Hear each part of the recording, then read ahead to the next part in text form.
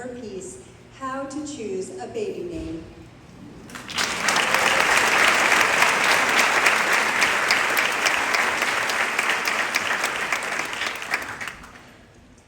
Becoming a mother was a dream come true.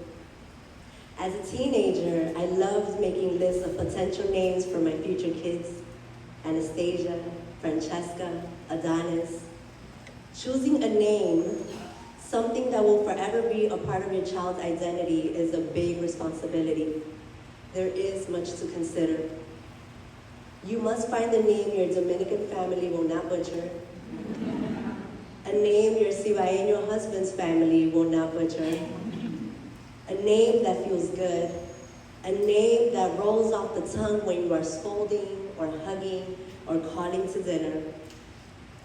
When I was pregnant for the first time, my mother expected me to name the baby after my brother, Arturo Lorenzo, her only son who took his life at the age of 16.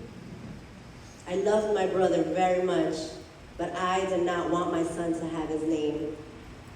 Not because I wanted to disobey my mother or dishonor my brother, but because I wanted my son to have a fresh start, to find his own way in this world, a clean slate, without the baggage of a name weighed down by tragedy and grief, but with his own limitless name. So though I knew my mother would not immediately understand, I named my son Devin Arthur. The Devin, a regal, majestic flair that felt good to me.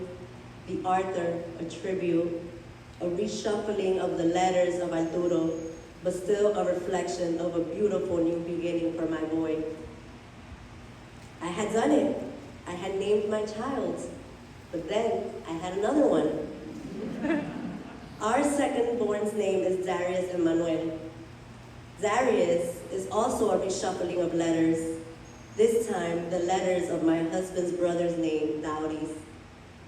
Dowdy's, who tragically died in an accident when our first baby, Devin, was only 10 days old.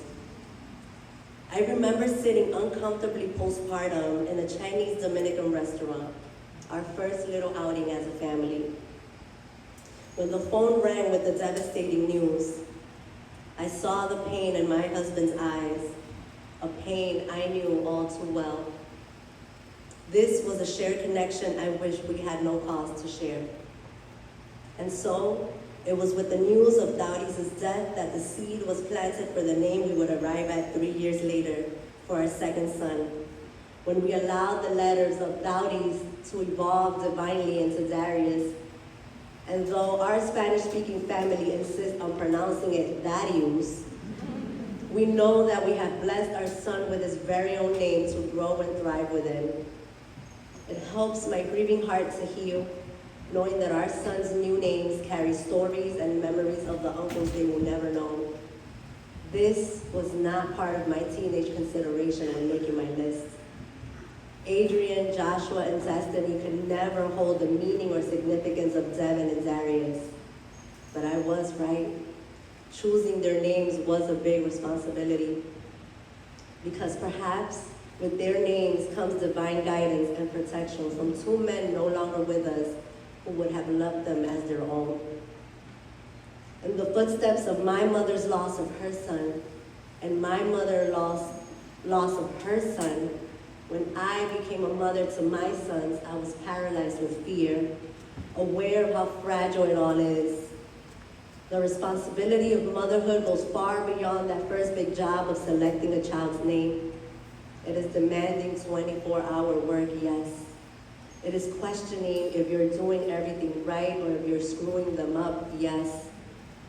But it is also bearing the burden of knowledge that we can never protect our precious miracles from the cruelties of this world. My teenage self never fantasized about this agonizing fear. How could I have known?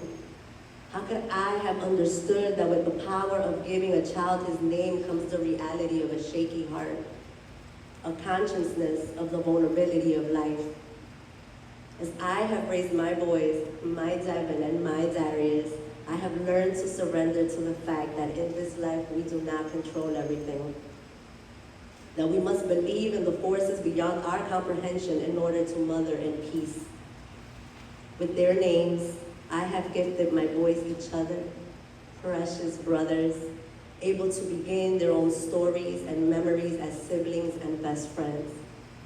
A fresh legacy, a new start.